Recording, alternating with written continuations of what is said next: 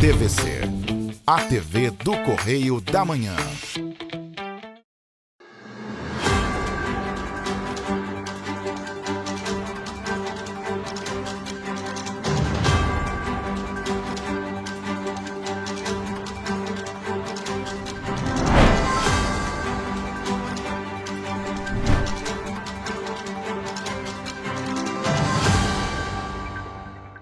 Chegamos, com o nosso Correio Serrano na TV. Sejam muito bem-vindos, muito bom dia para vocês. Bom dia, Roberta. Bom dia, Jorge. Bom dia para você que nos acompanha. Seja muito bem-vindo. Olha, o sol chegou com tudo nesta quarta-feira, mas está um ventinho ali para refrescar, né? É, um ventinho frio ainda. É, um ventinho gelado agora de manhã, pelo menos. Mas à tarde, com certeza vai esquentar e esse ventinho vai ser providencial. Parece que agora Se vai. não virar o tempo, será que agora vai? Parece que agora vai. A gente confere lá no último bloco da previsão. Na nossa previsão. Lembrando que você pode nos ajudar a fazer os nossos telejornais, mandando para cá a sugestão de reportagem, reclamação, sua denúncia para os nossos canais, que são quais, Jorge? Tá na sua tela, nosso e-mail oficial e, é claro, nosso WhatsApp, o meio mais fácil de entrar em contato, DDD 24, o telefone é o 99248-3167, viu? Pois é, vamos ver então como amanheceu o dia em Petrópolis. Essas são imagens que eu fiz hoje pela manhã. Como vocês podem ver, o céu azul. Céu de brigadeiro. E o astro-rei brilhando, né? Vamos então às notícias desta quarta-feira, dia 12 de novembro. Gabarito oficial do Enem sai nesta quinta-feira, amanhã. Brasileiros sacam mais de 455 milhões esquecidos em bancos em setembro. Você vai ver também que Reserva Natural de Nova Friburgo é a primeira a receber cota de reserva ambiental.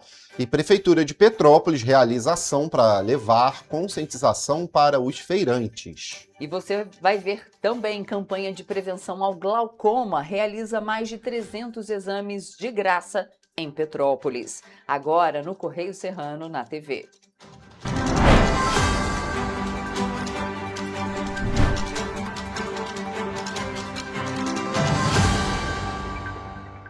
Bom, pessoal, começamos a nossa edição olhando sempre o que é destaque lá na nossa primeira página do Correio da Manhã, edição de hoje, quarta-feira, dia 12 de novembro. Pois é, na linha vermelha, a OAB Rio participa de reunião com o governador Cláudio Castro sobre a Operação Contenção. Esse é um dos destaques da página 3 da coluna Magna Vita.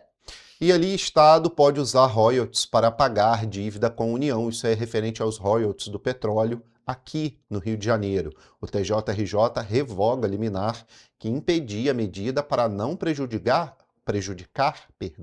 o Rio Previdência. Está na página 10 esse caso. Há algum tempo a gente já vem falando disso.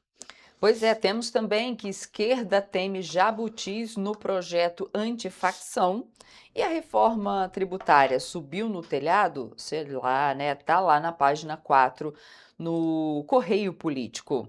Mas a gente tem muita informação para te passar, muita notícia. A gente já começa falando aqui que, olha, a Justiça Federal acolheu o pedido do Ministério Público Federal e determinou que a Polícia Rodoviária Federal, acusado aí pelo assassinato da Petropolitana, lembra do caso Heloísa dos Santos Silva? Lembra disso? De apenas 3 anos de idade, seja julgado aí pelo Tribunal do Júri. Ou seja, vai ter aquele tribunal inteiro, né, montado. O caso aconteceu em 2023 durante uma abordagem no Arco Metropolitano, lá em Seropédica, no Rio de Janeiro. E foi bem na época de Natal, né? Foi bem na época de Natal, exatamente. Pois é. Foi aquele caso, o caso ficou bem conhecido, a gente falou bastante aqui. Só para relembrar rapidamente, foi uma abordagem de um policial rodoviário federal que simplesmente atirou no veículo da família e atingiu a pequena Heloísa. Na época ela tinha, né, 3 anos. 3 anos. Pois é. Vamos conferir agora como é que está o caso. A decisão da primeira Vara Federal Criminal do Rio de Janeiro encerra a primeira fase do julgamento, que vai da denúncia do MPF à pronúncia do réu pela Justiça e inicia a segunda fase, que consiste no julgamento de Fabiano Menacho Ferreira pelo Conselho de Sentença, formado por 7 jurados que vão analisar o caso. De acordo com a ação penal ajuizada pelo Procurador da República e coordenador do Núcleo de Controle Externo da Atividade Policial, no dia 7 de setembro de 2023, o acusado efetuou disparos de armas de fogo contra o automóvel no qual Luiz estava com sua irmã, seu pai e a esposa, além da cunhada. Durante os disparos, Heloísa foi atingida na nuca e morreu 9 dias depois, no dia 16 de setembro, no Hospital Adão Pereira Nunes, em Duque de Caxias, em decorrência dos ferimentos. Aí o policial rodoviário agora vai responder junto ao tribunal do júri. Tá aí o caso para a gente relembrar um pouco, saber o que aconteceu. Muito triste, né? Muito triste. Muito triste. Uma noite de Natal. O Natal dessa família nunca Nossa, vai ser não, igual. vai ser muito difícil. Vamos passar para outra, porque tem mais. A gente tem que falar do Enem também, porque olha só, um dia após as provas ali da primeira etapa do Exame Nacional do Ensino Médio de 2025, cerca de 3 milhões, e 51 mil aí, né, participantes aguardam a divulgação do gabarito oficial das questões objetivas do Enem pelo Instituto Nacional de Estudos e Pesquisas Educacionais Anísio Teixeira, que é o INEP. Porém, todos vão ter aí que esperar até quinta-feira. Amanhã. Amanhã, Tá chegando. dia 3, está chegando, para conferir aí o número de acertos na prova. A data foi anunciada pelo ministro da Educação, Camilo Santana, durante uma entrevista coletiva que aconteceu em Brasília, sobre o balanço do primeiro dia de aplicação das provas, realizada na sede do Instituto Nacional de Estudos e Pesquisas Educacionais Anísio Teixeira, o INEP, em Brasília, na noite de domingo. No dia 13, os interessados poderão conferir o gabarito oficial das primeiras provas objetivas, no portal, na seção Provas e Gabaritos. A divulgação anunciada antecipa a previsão que constava no edital de abertura do Enem 2025, de que ocorreria até o 10º dia útil após o segundo dia de aplicação, ou seja, até o dia 28 de novembro. No domingo, cerca de 3.500.000 participantes resolveram 90 questões, sendo 45 de linguagens e 45 de ciências humanas, além da redação para desenvolvimento de um texto dissertativo argumentativo com o tema Perspectivas acerca do envelhecimento na sociedade brasileira. As provas do Enem foram aplicadas em 164.906 salas, distribuídos em 1.805 municípios de todas as 27 unidades da federação. Na quinta-feira, dia 13 de novembro, o INEP vai divulgar o gabarito oficial do primeiro dia de provas. Não há previsão de prazo para recursos administrativos contra o gabarito oficial do INEP, como ocorre em concursos públicos. A aplicação do segundo dia de provas do Enem está agendada para o próximo domingo, dia 16 de novembro. Com duração de 5 horas, os candidatos responderão a 90 questões de matemática e ciências da natureza, biologia, química e física. E o Banco Central divulgou novos dados sobre o dinheiro esquecido pelos brasileiros em bancos e outras instituições financeiras. Em setembro, mais de 450 milhões de reais foram sacados. É bastante. É bastante coisa, mas ainda há quase 10 bilhões disponíveis para resgate. Os brasileiros sacaram em setembro deste ano 455.680.000 reais em valores esquecidos no sistema financeiro, segundo dados divulgados na terça-feira pelo Banco Central. Desde a criação do sistema Valores a Receber, já foram devolvidos mais de 12 bilhões de reais, mas ainda há mais de 9 bilhões de reais disponíveis para saque. Vale destacar que mais de 48 milhões de pessoas físicas e 4 milhões de empresas ainda não retiraram dinheiro. O sistema permite consultar se há valores esquecidos em contas bancárias, consórcios, cooperativas de crédito ou outras instituições financeiras. A consulta pode ser feita pelo site valoresareceber.bcb.gov.br, informando o CPF ou CNPJ e a data de nascimento ou abertura da empresa. Se houver valores a receber, é preciso fazer login na conta gov.br nos níveis prata ou ouro, com verificação em 2 etapas. O resgate pode ser feito diretamente com a instituição pelo próprio sistema do Banco Central ou automaticamente por meio da chave Pix do tipo CPF. O Banco Central reforça o alerta para golpes, já que todos os serviços do sistema são gratuitos. Além disso, a recomendação é não compartilhar senhas nem dados pessoais. É isso, pessoal. Tá aí, valores esquecidos, então. Quem tá É. precisando de um dinheirinho e acha que tem alguma coisa, dá uma conferida lá. É bom dar uma conferida lá. Gente, olha só, após quase 10 anos de recuperação judicial, a 7ª Vara Empresarial do Tribunal de Justiça do Rio decretou na segunda-feira a falência do Grupo Oi. Pois A é. decisão foi proferida pela juíza Simone Chevran, que apontou a insolvência técnica e patrimonial da companhia de telecomunicações.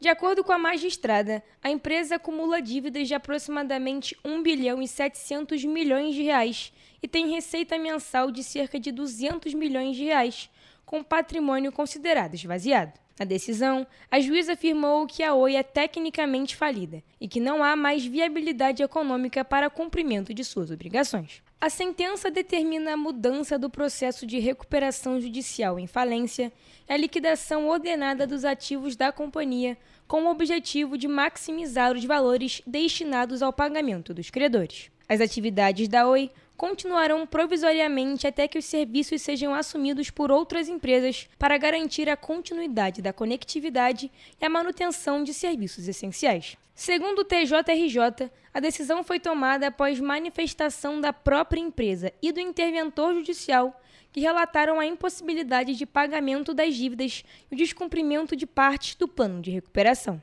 A juíza destacou que não há a mínima possibilidade de equacionamento entre o ativo e o passivo da empresa. A Oi havia pedido recentemente alterações no plano de recuperação e tentou abrir um processo semelhante nos Estados Unidos, mas sem sucesso. O pedido, no entanto, não foi acatado pela Justiça brasileira. Tá aí, então. Vão ficar, infelizmente, mais uma empresa nacional que vai embora, né? Se acaba, de tantas outras que já existiram aí. Rapidamente, gente, vamos à nossa página 12, no Correio Petropolitano, falar da manchete que tem Eita, por mais lá. uma, né? Justiça bloqueia 44,6 milhões das contas da Prefeitura de Petrópolis. Pois é. Gente, é muito milhão e a gente tem noticiado direto. A gente pode até se confundir, porque é tanto milhão, é tanto bloqueio. O pedido foi feito pelo Ministério Público por risco de paralisação dos serviços de saúde. A Justiça determinou o bloqueio na modalidade teimosinha de 44,6 milhões das contas da Prefeitura de Petrópolis. A decisão que permite essa modalidade teimosinha, o que acontece? Ela permite bloqueios diários por 30 dias. Então, todo dia ele vai lá 30 dias seguidos e faz o bloqueio. Por quê? Porque o Ministério Público está com medo de não ter recurso para a saúde. Então, o bloqueio foi solicitado pela promotora Vanessa Katz, que alertou para o risco real de paralisação dos serviços de saúde no município. E a medida foi decidida depois de uma reunião realizada lá no Alcides Carneiro na última segunda-feira. Então, eu posso contar aqui um bastidor que eu tenho de momento aqui. O pessoal do RAC só recebeu ontem. Dia 11. Dia 11, exato. Todos, né? O pessoal do Alcides hospital. Carneiro. Todos atendidos pelo SERRAC. Só receberam ontem, muito por conta da intervenção judicial, pelo sequestro das contas. O interventor só assumiu na sexta, então não sabia o que tinha nas contas para pagar. Tudo bem, ok, vou colocar assim. Eu estou colocando nesse atraso por devido a esse motivo. Mas a conversa que acontece nos bastidores é que 13º só em janeiro e dividido em 4 vezes, tá, pessoal? Já pode se preparar aí o pessoal da saúde atendido pelo SERRAC, o Alcides Carneiro. Me parece que vai ser feito esse acordo. Então, assim, a situação não é boa, tá? E isso vem internamente, tá? Eu sei de conversas internas E é aquilo. de quem tá lá, literalmente administrando o dinheiro. Mais uma vez eu falo, bloqueou 44 milhões das contas da Prefeitura. Impede que a Prefeitura faça aquele remanejamento de verba. Esses 44 milhões, ok, estão para a saúde. Vai faltar em alguma coisa. Exatamente. Alguma coisa vai deixar de ser paga. Muitas coisas vão deixar de ser pagas. Bom, gente, tem muito mais no nosso jornal. Você acessa essas e outras notícias, é claro, nas nossas redes sociais, no nosso site, indo às bancas, apenas R$ 2 aqui em Petrópolis e na nossa região. E é claro, você fica muito bem informado ao longo da nossa programação. A É gente isso. faz agora um rápido intervalo, mas a gente volta já. Como eu falei, você vai...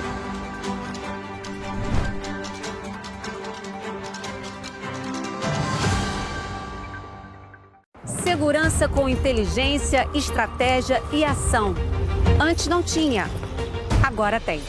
O governo do estado investe mais de 16 bilhões por ano em câmeras de reconhecimento facial, central de vídeo monitoramento, mais policiais, viaturas e muito mais. É isso, Edu.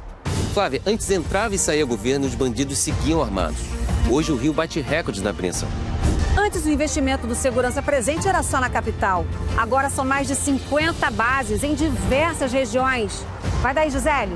O Rio sempre teve vocação para grandes eventos, certo, Tenente? Positivo. Agora também dá show em planejamento. Antes não tinha estratégia. Agora temos até uma agência central de inteligência. Isso dá mais agilidade nas investigações, né, Major? Claro, Flávia. Positivo. Bota positivo nisso. O Rio de Janeiro tem um governo que trabalha muito. Primeiro ele faz, depois ele mostra. Como tem que ser, né?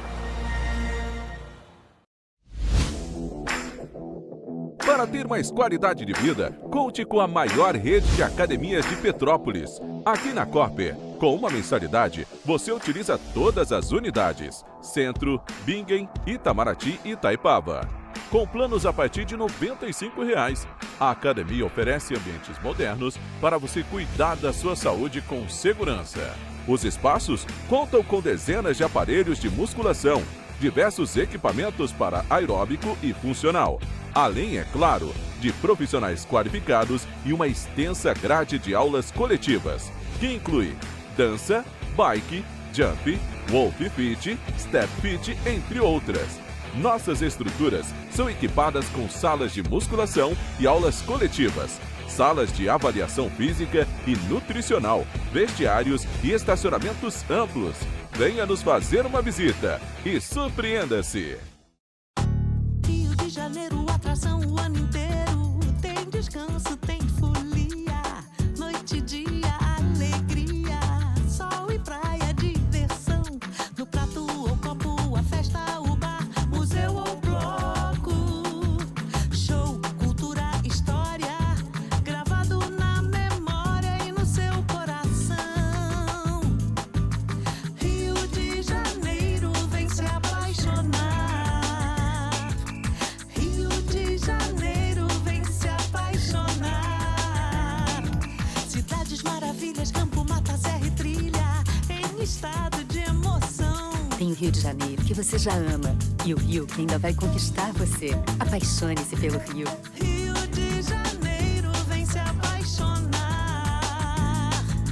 Rio de Janeiro, vem se apaixonar. Governo do Estado do Rio de Janeiro.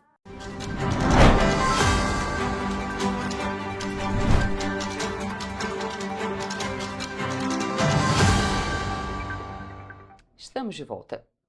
E a Polícia Federal realizou na última terça-feira em Macaé a Operação Tarja Preta com o objetivo de desarticular um esquema de exportação ilegal de medicamentos controlados para os Estados Unidos. A ação contou com o apoio do Ministério Público Federal e de autoridades norte-americanas. De acordo com a Polícia Federal, a operação de terça-feira cumpriu 6 mandados de busca e apreensão e um de prisão temporária em endereços residenciais e comerciais de Rio das Ostras, no interior do estado do Rio de Janeiro, envolvendo 4 pessoas físicas e 2 pessoas jurídicas diretamente ligadas ao esquema.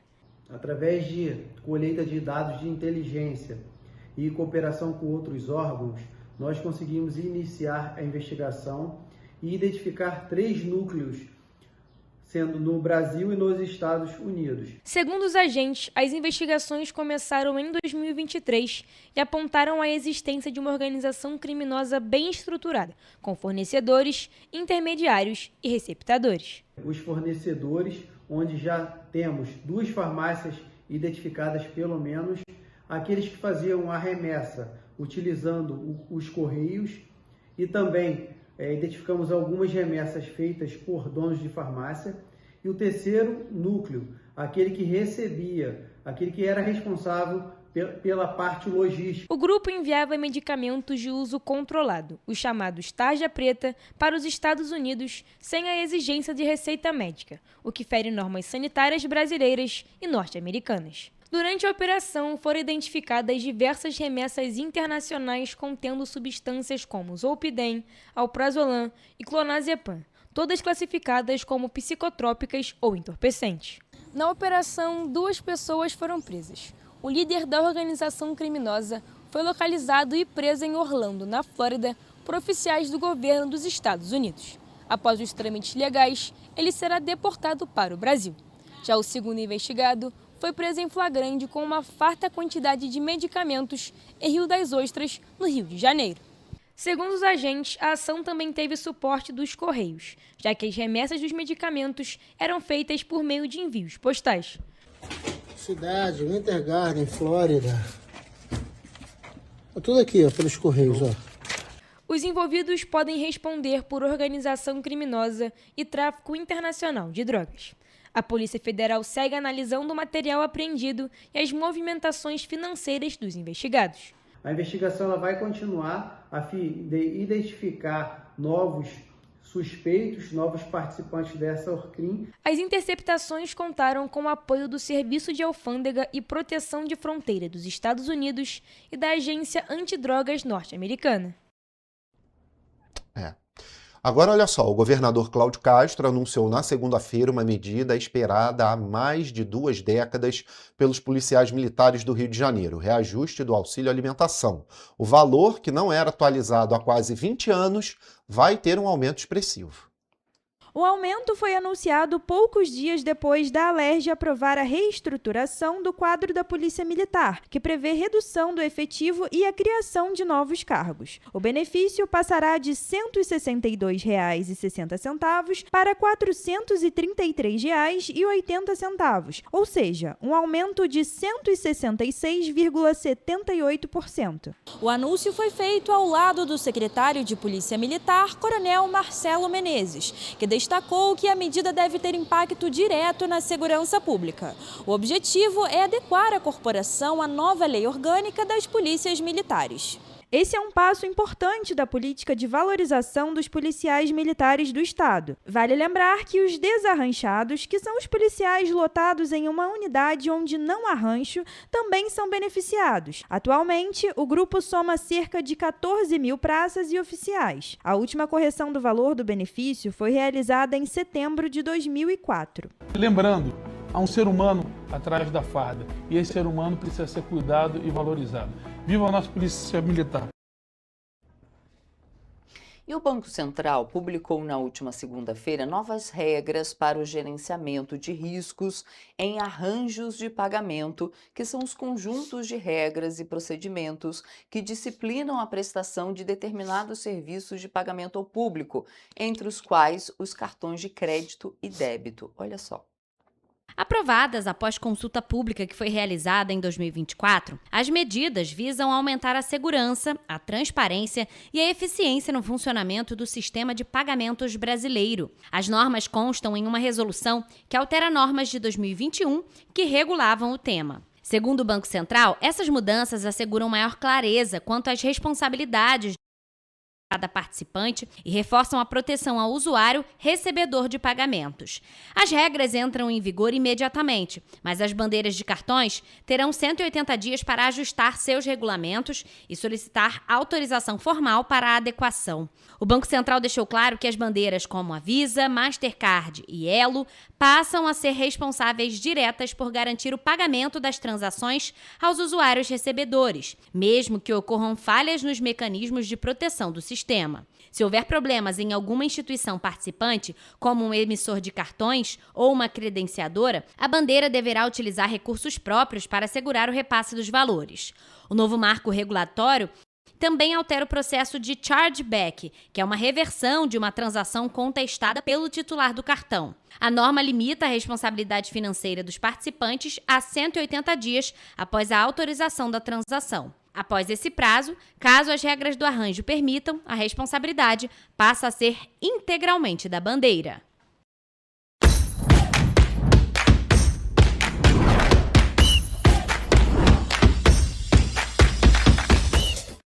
Olá, começamos agora mais uma edição do Correio Esportivo, o momento de focar em esportes aqui na TV Correio da Manhã. Nesta edição daremos destaque para futebol e também para a Fórmula 1. Perfeito! Assim foi o fim de semana do piloto britânico Lando Norris da McLaren. Após vencer a corrida sprint e registrar a pole position no sábado, ele venceu o GP do Brasil neste domingo sem grandes ameaças dos adversários no autódromo de Interlagos. Consequentemente, Norris, que começou o fim de semana com apenas 1 ponto de vantagem para o colega de equipe Oscar Piastri, tem agora 24 pontos da frente para o adversário, que terminou em quinto lugar. Kimi Antonelli da Mercedes e Max Verstappen da RBR fecharam o pódio em São Paulo. A corrida teve emoções desde a primeira volta. O brasileiro Gabriel Bortoleto da Sauber, que não conseguiu registrar tempo no treino classificatório após um acidente na corrida sprint, largou na última posição do grid e se envolveu em outro acidente, desta vez com o canadense Lance Stroll da Aston Martin. Bortoleto teve que abandonar a prova ainda na primeira volta. Hugo, essa foi uma corrida assim, muito interessante e mantendo o alto nível que sempre Interlagos tem, né? Exatamente, foi uma grande apresentação do líder do campeonato, Lando Norris, que teve muitas oscilações durante o campeonato, mas nessa reta final está conseguindo performar muito bem, bem melhor inclusive do que o Piastri, o companheiro de equipe dele. Mas o astro dessa corrida é sem dúvida nenhuma Max Verstappen, que largou do pit lane, ou seja, ele não largou nem na pista, largou de fora da pista, não tinha posição de largada e ainda assim chegou no pódio, fez 17 ultrapassagens durante a corrida. Claro que tiveram alguns pilotos que abandonaram a prova, então são menos adversários para serem ultrapassados, mas ainda assim mais uma apresentação de altíssimo nível do Verstappen. Exatamente, ele é muito diferenciado e tem gente falando inclusive que se tivesse chovendo ele poderia ter ganho essa corrida, porque ele estava praticamente em casa, né? Pode-se dizer assim. Exatamente, a gente já pode dizer que o Hamilton já é cidadão honorário brasileiro. O Verstappen está no caminho para ser o próximo, porque ele é casado, né? Na realidade tem um relacionamento com aquele Piquet, filho do piloto brasileiro, Nelson Piquet, e está sempre aqui no Brasil. Então falta pouco para essa cidadania sair. Mas se o fim de semana foi bom para ele, para esse brasileiro honorário, foi péssimo para os outros.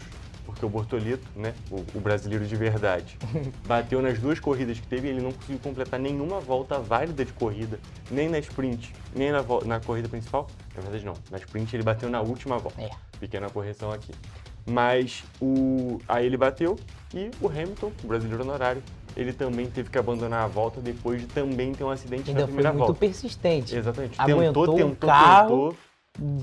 Tava fazendo um esforço ali que dava para ver que tava nítido, mas não conseguiu terminar a corrida. E outro que também não terminou a corrida foi o Leclerc, que aí foi mais por azar, pode-se dizer assim, né? Exatamente. O Piastri se envolveu em um acidente com o Kimi Antonelli e o carro do Kimi Antonelli voa no do Leclerc, aí ele perde um pneu e aí ele acaba a corrida azar, dele. Tava no lugar errado na hora errada. Exatamente. Mas a gente tem que destacar aqui também que o Piastri terminou em quinto porque ele teve uma punição de 10 segundos muito contestada por grande parte do público, pelas transmissões que a gente tem aqui no Brasil também, porque foi um acidente que ele teve sim culpa, mas também foi uma culpa compartilhada com o Kimi Antonelli.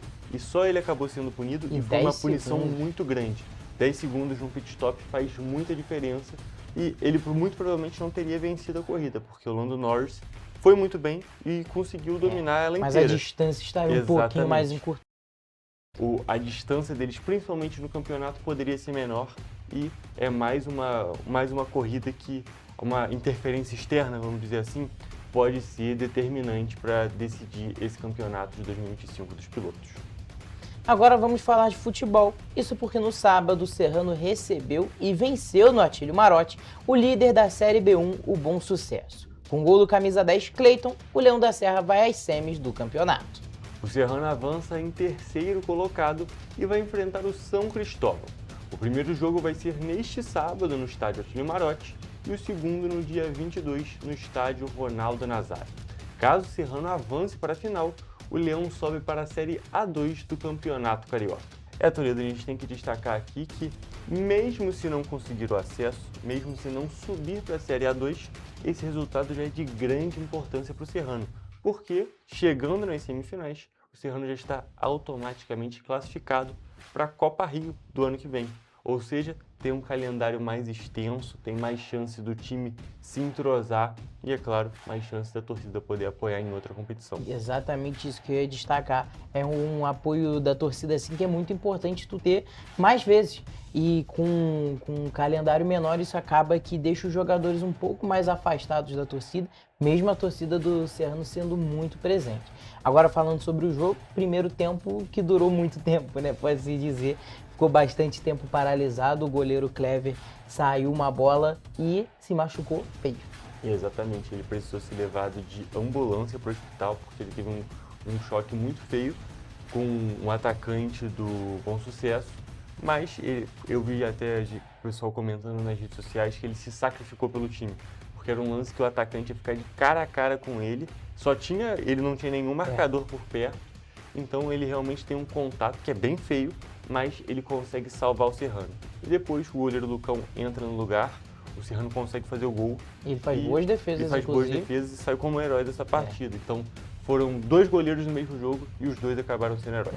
O jogo demorou para voltar ainda por conta de ambulância, que o pessoal falava, tem que ter 2 ambulâncias, aí só tinha uma e tem que ter uma ambulância para o jogo voltar, e não era o que acontecia.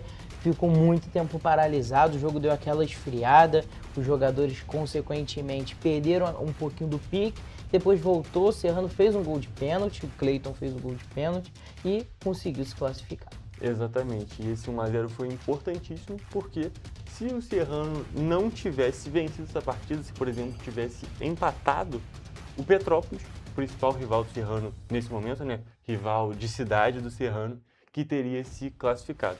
Petrópolis também, que a gente tem que destacar que só precisava vencer para se classificar também para essa semifinal, né? Exatamente. Estava na mesma situação do Serrano, só precisava vencer para conseguir se classificar, mas acabou perdendo e foi eliminado, não avança, não tem chance de subir para a Série A2.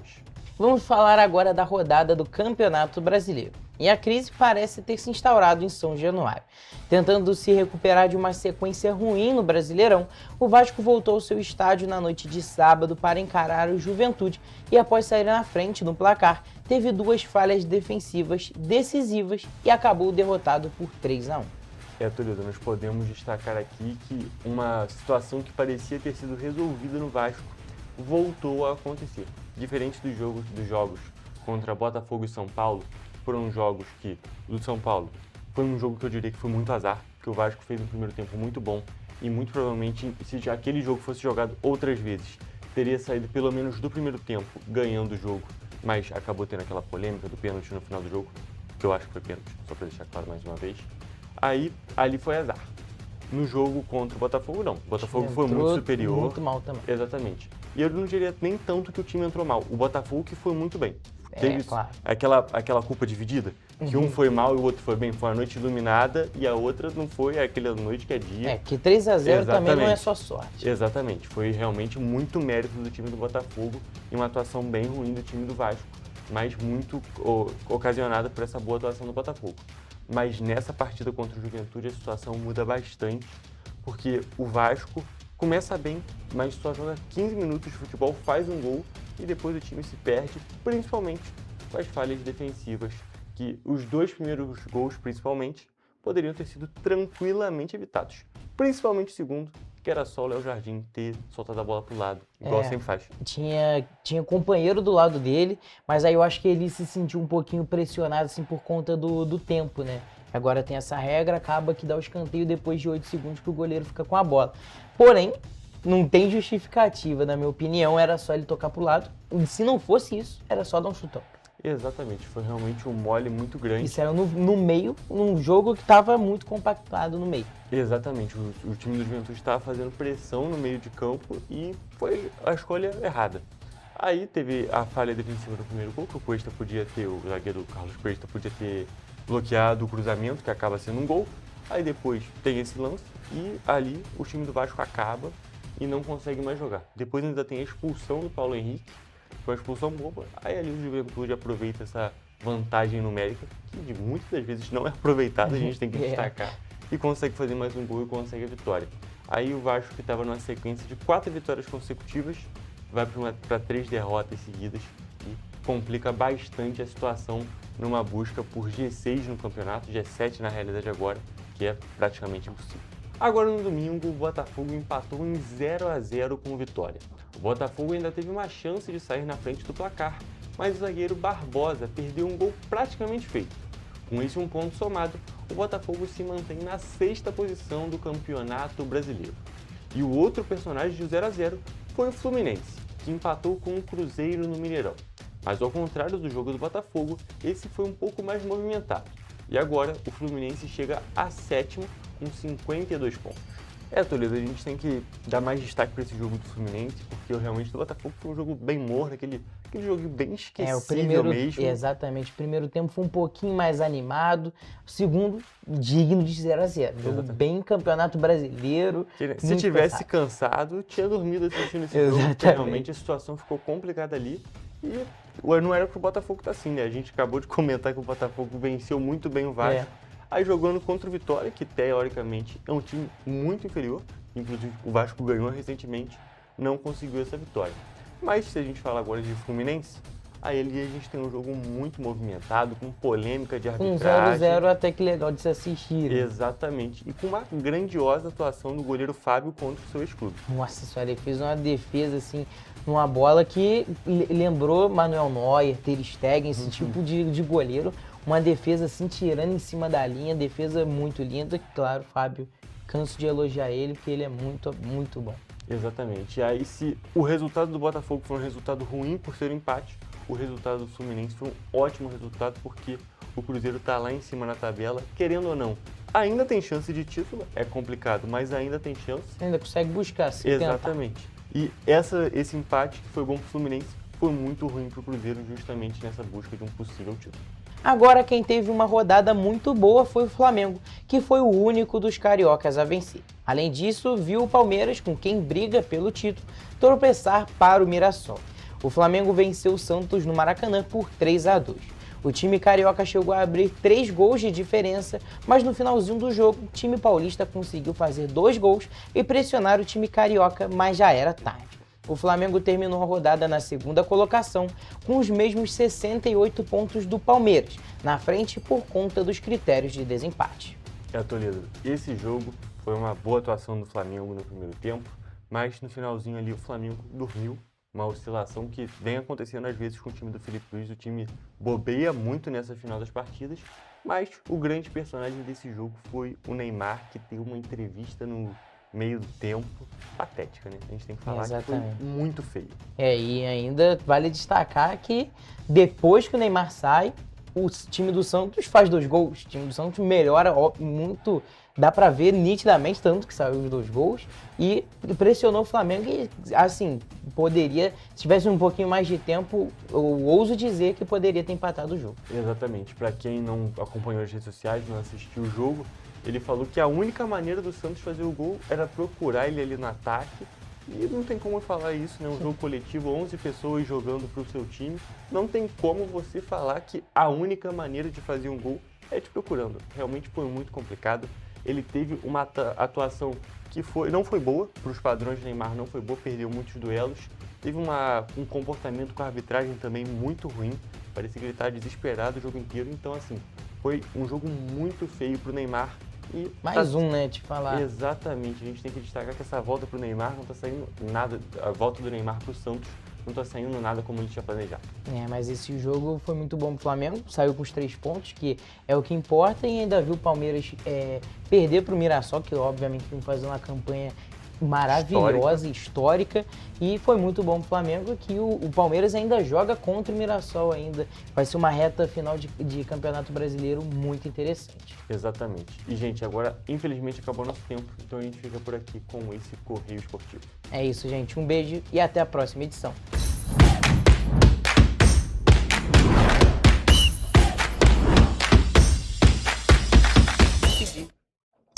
Pois é, Estão tá aí aí. os nossos craques da informação esportiva e você vai ver depois do intervalo que Reserva Natural de Nova Friburgo é a primeira a receber cota de reserva ambiental. Daqui a pouco você confere também a nossa previsão do tempo. Correio Serrano volta já.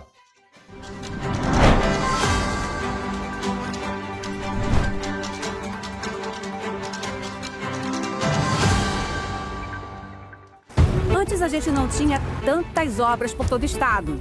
Agora tem. Na região de Campos dos Goitacazes, o governo entregou a Ponte da Integração. Quanto tempo o senhor esperou por essa obra? Mais de 40 anos. É que antes os investimentos eram só para a capital. Mas agora essa obra histórica é um marco para o desenvolvimento. São bilhões investidos e tem muita coisa boa acontecendo. Vai daí, Edu. Flávia, antes aqui em Petrópolis, chovia, alagava. Agora o novo túnel extravasor já está ajudando a evitar enchentes. E tem muito mais. Gisele, é com você. Dona Maria, e o teleférico? Ah, minha filha, parou no tempo. Ah, mas isso foi antes. Agora falta pouco para voltar. E vão ser mais de 100 mil passageiros todos os dias. Tá pronta para ir? Eu quero ser a primeira. O Rio tem um governo que trabalha muito. Primeiro ele faz, depois ele mostra. Como tem que ser, né?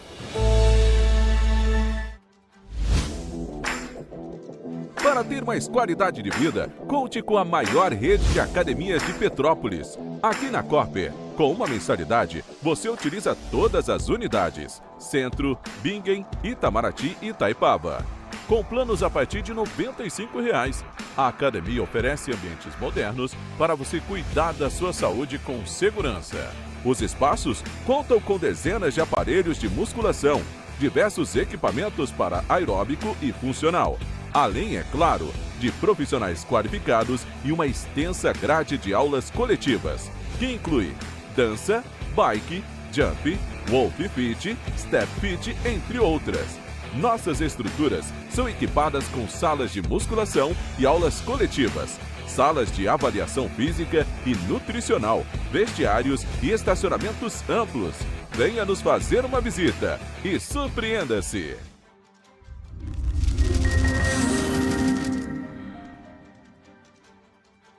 O grupo de jornais que mais cresceu no Brasil apostou na força do impresso e no jornalismo direito. Em setembro de 2025, o Grupo Correio da Manhã completa 6 anos de uma trajetória marcada por coragem, compromisso e credibilidade. Resgatamos a história do jornal mais importante do Brasil no século XX e hoje somos protagonistas da nossa história no século XXI.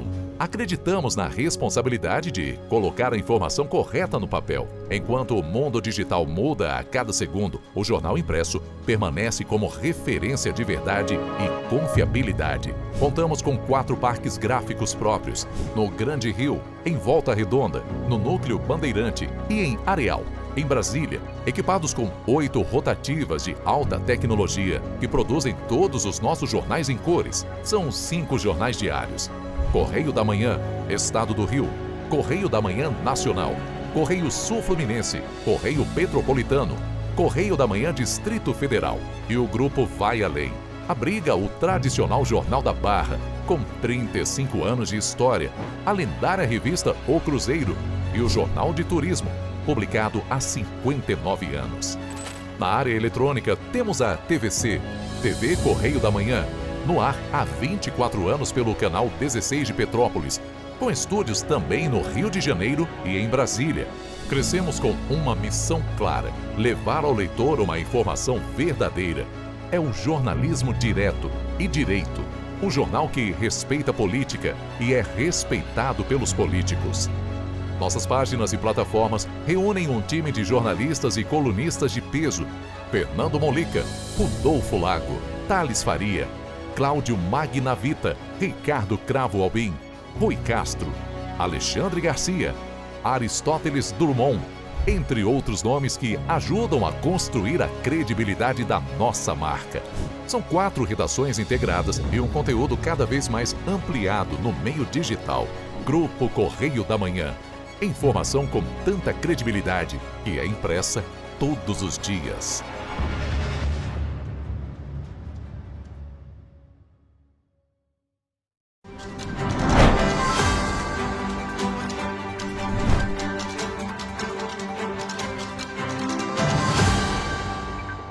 Estamos de volta. E olha, o Rio de Janeiro se tornou o primeiro estado brasileiro a emitir uma cota de reserva ambiental, mecanismo que permite a remuneração de proprietários rurais pela conservação ambiental de suas áreas. Com isso, o Instituto Estadual do Ambiente, o INEA, indicou reservas particulares do patrimônio natural e a escolhida foi de Rio Bonito de Lumiar, em Nova Friburgo, na região serrana do estado. De acordo com o INEA, as cotas de reservas ambientais são geradas por meio do Sistema de Cadastro Ambiental Rural, a partir de uma solicitação do proprietário que tiver ativos ambientais identificados na análise da regularidade ambiental do imóvel. Segundo o órgão, as cotas serão decisivas para a regularização dos 170 mil hectares de passivos de reserva legal e, ao mesmo tempo, vai reconhecer o esforço de quem conservou 130 mil hectares de excedente de reserva legal. A Reserva Particular do Patrimônio Natural Rio Bonito de Lumiar fica no município de Nova Friburgo, na região serrana do estado. O local de preservação do ambiente protege 160 mil hectares de Mata Atlântica. A decisão da escolha foi validada pelo Sistema Florestal Brasileiro. A partir da emissão, as cotas devem ser registradas no mercado financeiro para serem negociadas entre os interessados. Há previsão na lei para que os títulos sejam registrados em bolsas de valores. A nova medida vai poder servir como prateleira de serviços ambientais. E olha só, gente, o governo do estado está com mais de 2.500 oportunidades de trabalho abertas para quem busca emprego, estágio ou uma vaga de jovem aprendiz. As chances estão distribuídas por várias regiões do Rio e contemplam diferentes níveis de escolaridade. As 2.559 vagas foram captadas pela Secretaria de Estado de Trabalho e Renda por meio do Sistema Nacional de Emprego. São 1.311 oportunidades de emprego formal com carteira assinada distribuídas pelas regiões Metropolitana, Serrana e Médio Paraíba. A região metropolitana concentra a maior parte, com 949 vagas, o equivalente a 72% do total, com destaque para funções como cozinheiro, operador de telemarketing e recepcionista que exigem experiência. Também há opções sem necessidade de experiência para atendente de lanchonete, ajudante de carga e descarga e auxiliar de logística. As remunerações variam entre 1 e 3 salários mínimos, de R$ 1.518 a R$ 4.554. Para pessoas com deficiência, são 135 vagas disponíveis em diversas funções. Na região do Médio Paraíba foram captadas 75 vagas em cidades como Valença, Volta Redonda, Rio das Flores e Barra do Piraí, com salários de até 3 salários mínimos para cargos como encanador, maçariqueiro e farmacêutico. Na região serrana, há 287 oportunidades com remuneração de 1 a 2 salários mínimos para auxiliar de produção, jardineiro, supervisor de tesouraria e motorista de caminhão. De acordo com o Observatório do Trabalho, 64% das vagas são do setor de serviços e 35% do comércio. A maioria exige ensino médio completo e experiência anterior. Para se candidatar, é preciso comparecer a uma unidade do Cine com documentos pessoais, carteira de trabalho e número do PIS. O endereço das unidades e o painel interativo de vagas estão disponíveis no site www.rj.gov.br/trabalho. Além disso, há 1.248 vagas de estágio e jovem aprendiz, sendo 184 pela Fundação Moody's e 1.064 pelo CIE. Bom, gente, olha só, a Prefeitura de Petrópolis realizou na manhã de terça-feira uma ação integrada entre diversas secretarias municipais.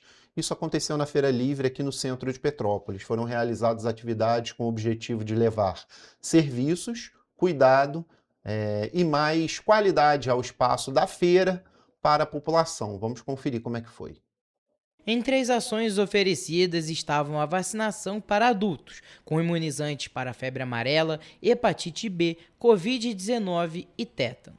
O servidor público Eduardo Guedes foi um dos primeiros a fazer um dos testes rápidos, outro tipo de serviço que foi oferecido. Esse teste rápido é muito importante como uma prevenção, né? O cidadão vir numa feira livre, onde nós estamos aqui com bastante gente, e ter acessibilidade é mais fácil, né? Você tá aqui fazendo compras e poder fazer esse teste que demora rapidinho, seguro, 15 minutos.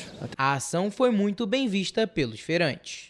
Aqui é mais fácil do que ir num posto, né? Às vezes você tem que ir muito cedo lá para o posto para vacinar e aqui está tendo mais facilidade, né? Ótimo, eu já acho muito bom.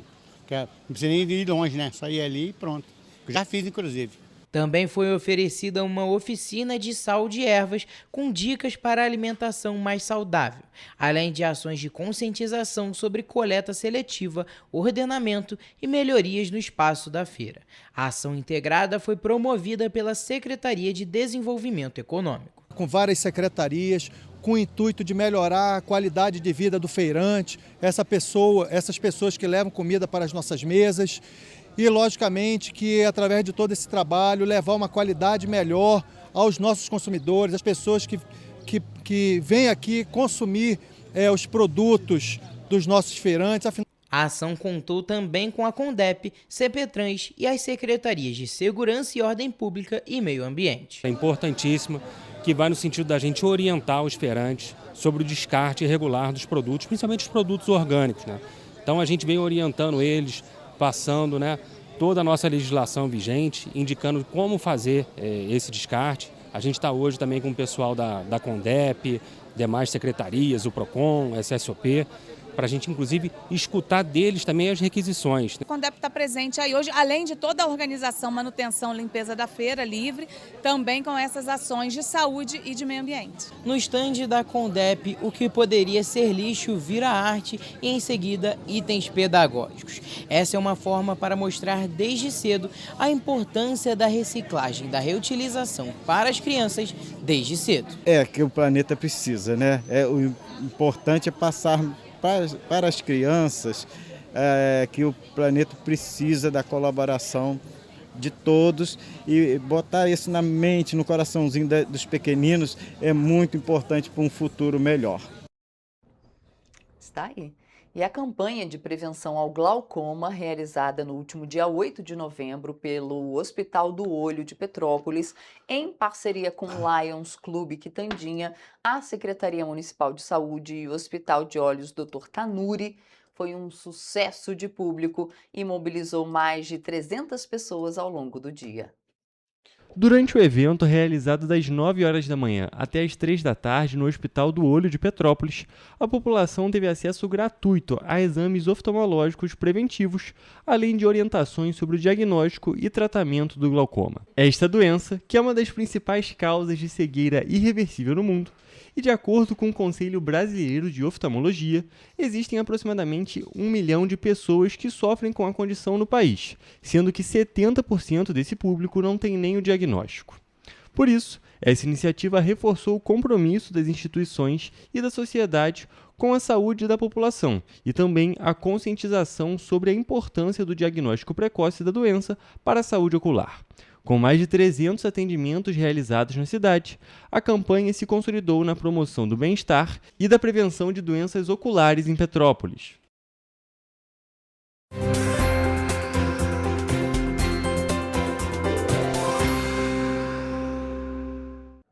Olá, e vamos com a previsão do tempo para esta quarta-feira. Em Nova Friburgo será um dia de sol com nevoeiro ao amanhecer e à noite. À tarde o céu fica com algumas nuvens no céu. As temperaturas variam entre a mínima de 12 e a máxima de 23 graus Celsius. Em Teresópolis, o dia de quarta-feira será parecido com o de terça.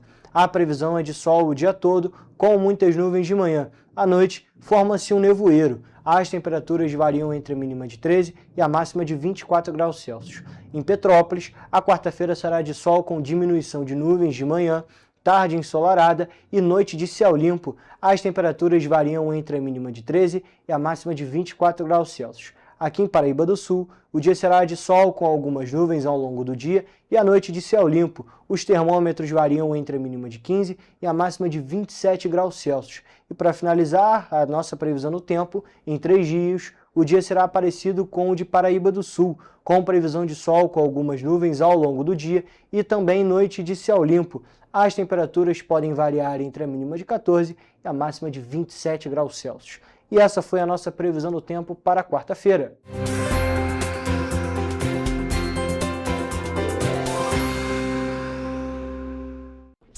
Aí, nossa previsão do tempo para o dia de hoje. E agora a gente vai tratar de um outro tema, viu, pessoal? A partir dessa quarta-feira, ou seja, hoje, a passagem da Turp aumentou para R$ 5,90. Isso em Petrópolis, Isso em Petrópolis, né? Pois é, vale ressaltar que na última audiência sobre o tema, no dia 4 de novembro, foi determinado que a CPTrans apresente relatórios a cada 15 dias sobre o funcionamento do sistema. No caso do sistema todo, não só da Turp, né? Não, nesse caso do sistema da Turp, isso. Justamente porque a passagem aumentou a partir de hoje. Hoje a pessoa... E tinha todas aquelas regras, né, para a empresa ficar enquadrada por conta do aumento ali, o funcionamento dos ônibus, tudo direitinho. Mas quem vai explicar melhor é o Toledo. Já está na redação, Gabriel Toledo chegando aqui com a gente ao vivo para falar sobre o assunto, né? Bom dia, Toledo. Bom dia, Jorge. Bom dia, Roberta. Bom dia a todos que estão nos assistindo. Exatamente, durante essa audiência que aconteceu no início desse mês, no dia 4 de novembro, que reuniu os representantes da Prefeitura de Petrópolis, do Ministério Público e também da Turp. Eles apresentaram dados que indicaram melhora nos índices do transporte público aqui na cidade, mas reconheceram que ainda há problemas como a falta de motoristas, atrasos salariais e necessidade de ajustes operacionais. Vale ressaltar também que esse é o segundo aumento na passagem dos ônibus aqui em Petrópolis. Agora a passagem das 3 empresas passa a custar R$ 5,90. A gente, é claro, vai produzir uma matéria mais completa, falando com os usuários do transporte público aqui na cidade, que são quem sofre com esse aumento definitivamente. Vamos ver a opinião deles, porque em vários materiais que a gente mesmo já produziu aqui, a maioria desses usuários reclama da qualidade do transporte público, fala que o valor do transporte não condiz com o valor da tarifa. E também vale ressaltar que já tivemos diversas paralisações de serviço aqui na cidade durante todo esse ano. Jorge e Roberta, eu volto com vocês. Obrigado, Toledo, sobre o assunto, viu? Trazendo aí um panorama pra gente. Bom dia de trabalho para ti. Obrigada pelas informações, Toledo. Bom dia. Pessoal, a gente vai terminando a nossa edição por aqui. Amanhã, 7h30, a gente tá de volta ao vivo, claro, trazendo muita notícia, viu? Esperamos você. Tchau, tchau. Tchau.